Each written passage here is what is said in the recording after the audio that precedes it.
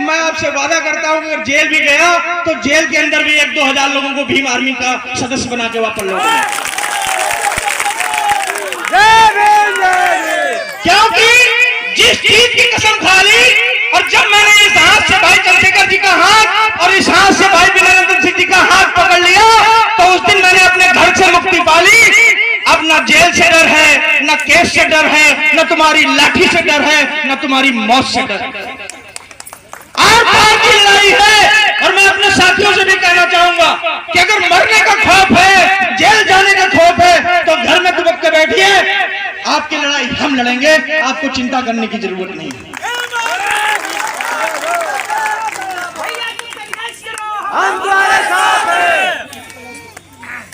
मैं आज सबको बता के जा रहा हूं जो मैंने आपसे वादा किया कि ये छुटमुल घटनाएं जो हैं, जो मेरे लोगों ने बताया कि प्रशासन के लोग कभी कभी कुछ बदतमीजी आप लोगों से करते हैं, तो उसका एक मूल कारण है कि आपकी सरकार नहीं।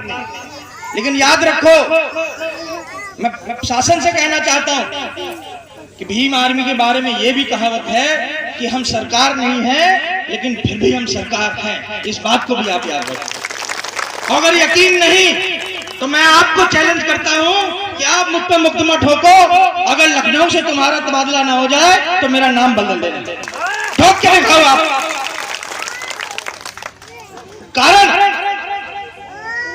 कारण यह है कि मैं राजाओं की लड़ाई नहीं लड़ रहा, मैं गरीब और शोषित वंचितों की लड़ाई लड़ रहा। और एक आवाज पे हरदोई में खड़ा हूं, बगल का ही जिला मेरा है सीतापुर, तो मेरे हिसाब से जिला छोटा पड़ जाएगा, इतने लोग आसपास की तरफ से आप सबसे जो मैंने अभी आज कहा कि 2 महीने आपको दिया, कौन सा महीना चल रहा, मार्च, आपको मार्च चल गया, आपको दिया मार्च और अप्रैल और मई के आखिरी में और या तो जून के पहले सप्ताह में हरदोई में कम से कम 20,000 लोगों की तैयारी कर ली, कम से कम 20,000 लोगों की। हरदोई वाले आएंगे। कितने आएंगे? कितने आएंगे? डर लग रहा है आपको? मैंने कहा, अभी तक कहावत थी कि कभी डर लगे तो हनुमान चालीसा पढ़ लेना, डर लगे कभी तो आप बोल देना भीम आर्मी जिंदाबाद, जिंदाबाद जिंदाबाद, भीम आर्मी जिंदाबाद, जिंदाबाद जिंदाबाद, भीम आर्मी जिंदाबाद, जिंदाबाद जिंदाबाद।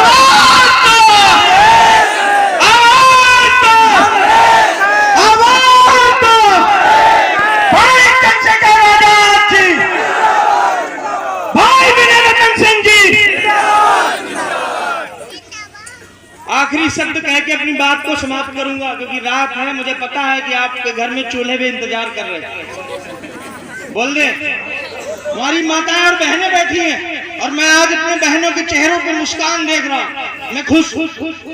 मैं आपसे वादा करके जा रहा हूं कि निडर होके रहिएगा, स्कूल जा रही तो स्कूल निडर होके जाइएगा। किसी की माई ने इतना तगड़ा दूध नहीं पिलाया कि उसका लड़का आपको कभी गलत निगाह से देख दे, उसके लिए हम खड़े।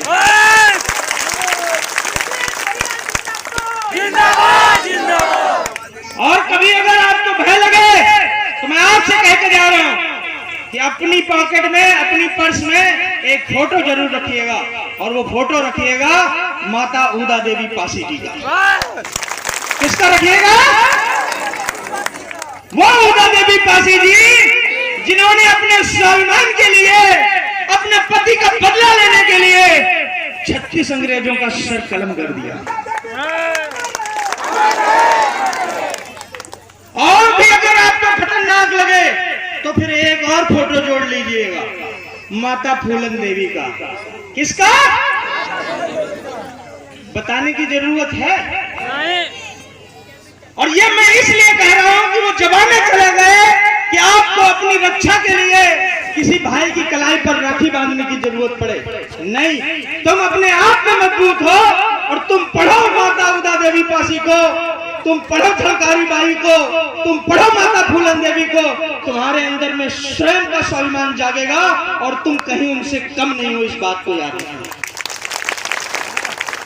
और अपने भाइयों से कहकर जा रहा हूं, कभी आपको भय लगे कि आप इनके छोटी मोटी धाराओं में डर जाओ, कभी आपको लगे कि आप कहीं जेल जा रहे हो और आपके आंख से आंसू आ जाए, तो मेरे साथियों आंख में आंसू नहीं आने देना। याद कर लेना शहीद आजम भगत सिंह जी को। किसको?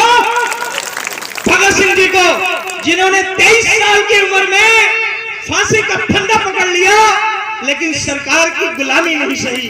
तो मेरे साथियों एक बार फिर हम सब उनके वंशज फांसी में भी झूल जाएंगे लेकिन सर अपना नहीं झुकने देंगे।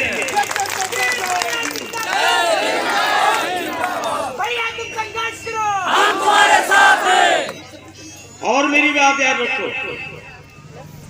बड़ों को मारा हमारे पूर्वजों ने। इतिहास उठा के देखो, कहीं भी जाके जहां ऊंचा टीला दिखाई दे वहां खोद देना तो हमारे पूर्वजों की तलवारें निकल आएंगी और हृदय का इतिहास है।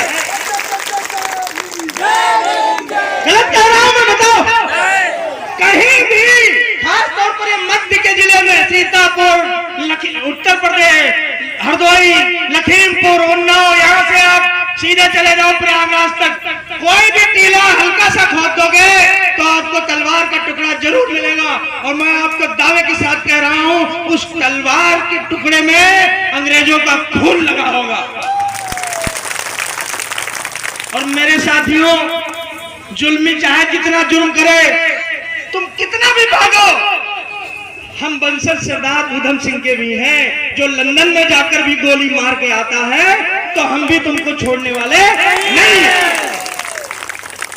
बस फर्क इतना है कि अगर आप भी जैसे हमारे लोगों ने चुपचाप बराबरी की हिस्सेदारी जब नहीं मिली तो चुपचाप सहन किया, अब बराबरी की बात जब हम कर रहे हैं तो तुम्हारे सीने पे अगर सांप लौट रहा है तो ना लौटे, तुम भी जियो और हमको भी जीने दो। साथियों, कल भाई चंद्रशेखर आजाद जी के काफिले पे हमला हुआ, तो मैं अगर यहां आके और उस पर ना बोलूं तो ये भी ठीक नहीं। मैं बहुत अहम बात कहना चाहता हूं, हालांकि ये मंच नहीं है कहने के लिए, लेकिन क्योंकि इस मंच को आज कुछ कारणों उस तरीके का मंच बना दिया गया, इसलिए कहना जरूरी कि मैंने आज तक के इतिहास में कभी भी किसी मंच से, कभी फेसबुक से, कभी ट्विटर से किसी जाति विशेष पर टिप्पणी नहीं की। क्या इतनी देर में बोला किसी जाति पे बोला? नहीं बोला। क्यों? क्योंकि मैं पढ़ा लिखा हूं और मुझे पता है कि जाति गलत नहीं होती है, जाति के अंदर पैदा होने वाले व्यक्ति के दिमाग में अंदर जब जाति बैठ जाती है तब जाति गलत हो जाती है। और मेरी लड़ाई किसी जाति से नहीं है, मेरी लड़ाई जातिवाद से है। उस जातिवाद से कि जब हम छोटे थे तो दूसरों को घरों में जाते थे तो ताक में रखे हुए गिलास से पानी पिलाया जाता था, वो दिन अभी तक नहीं भूले। तो मैं ये कह रहा कि आज तक मैंने जाति की टिप्पणी नहीं की, लेकिन मुझे कल बहुत दुख हुआ कि जब दो बहनों की शादी में कुछ उपद्रव करते हैं, उन पे कीचड़ उछाला जाता है, उनके पिताजी के साथ मारपीट की जाती है, तो सारे नेता चुपचाप मौन हो जाते हैं। क्यों? क्योंकि वो दोनों बहनें दलित थी। तो मैं आज कहूंगा जो आज तक नहीं कहा कि है मोहब्बत के दुकान चलाने वालों, तुम्हारी कहां गई दुकान जब वो दो बहनें मेहंदी लगा के बैठी हुई थी और उनकी डोली नहीं उठी तो तुम्हारी मोहब्बत की दुकान बंद हो गई क्या? मैं कहना चाहता हूं उनसे जो पीडीए का हालात रखते हैं कि है पीडीए वाला, वो भी तो पीडीए की सदस्यता थी और जब उसकी डोली नहीं उठी तब तुम्हारे कंठ सूख गए। नहीं, याद रखना, ये नीला गमछा कोई डाल ले, बाबा साहब की कोई तस्वीर पकड़ ले तो अम्बेडकरवादी नहीं हो जाता, वो बहरोपिया होता है। और ऐसे बहरोपियों को पहचानना बहुत जरूरी है। और मेरी शिकायत जो मैंने आज